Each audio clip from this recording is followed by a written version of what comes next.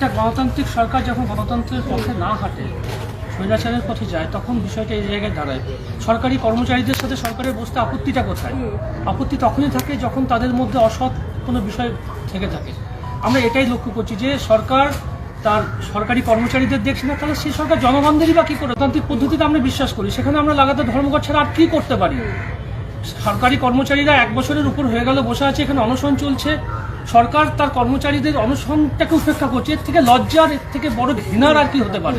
একদমই শর্মিষ্ঠ, গতকালকে আমরা যে ছবি তুলে ধরছিলাম, অনশনকারীরা রয়েছেন, ইতিমধ্যে একজন অসুস্থ এবং তারা বলছেন যে নিজেদের জীবন বাজি রেখে তাদের যে ন্যায্য আদায় বা ন্যায্য ডিএর দাবি, সেই ডিএর দাবি তারা আদায় করে ছাড়বেন।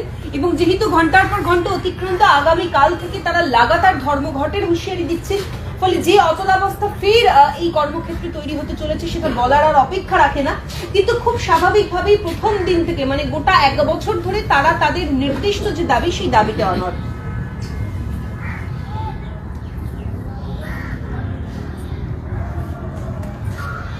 আচ্ছা, একটু স্লোগান দিন, একটা পিটিসি করে দিন।